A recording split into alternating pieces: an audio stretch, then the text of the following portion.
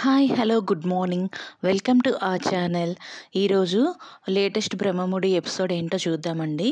ఇంకా రాజు అయితే ఒక ఎంప్లాయీని పట్టుకొని, నువ్వేంటి అలాగే ఇలాగ చేస్తున్నావు, నిన్ను ఉద్యోగంలోంచి తీసేయాలా ఏంటా అనేసి అడుగుతూ ఉంటాడు.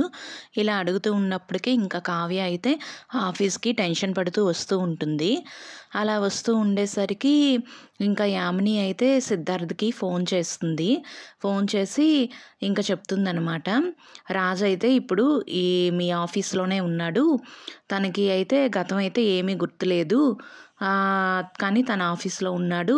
ఇప్పుడు నువ్వేం చేస్తావు అని అంటే, రాజ్కి గతం గుర్తులేదు, సో ఇంకా ఆఫీస్ని లీడ్ చేయడానికి పనికిరాడు అనేసి నువ్వు ప్రూవ్ చేయగలిగితే ఇంకా నువ్వు కోరుకున్న ఆఫీసు నీ సొంతం అవుతుంది అనేసి యామిని అయితే సిద్ధార్థ్కి చెప్తూ ఉంటుంది. అలా చెప్తూ ఉండేసరికి సిద్ధార్థ్ అయితే ఆలోచిస్తూ ఒకసారిగా షాక్ అయ్యి ఆలోచిస్తూ ఉంటాడనమాట. ఇలా ఇంకా ఏంటి అంటే, రాజేమో ఆఫీస్లో ఉన్న వాళ్ళందరినీ కూడా చెడామడా తిడుతూ ఉంటాడు.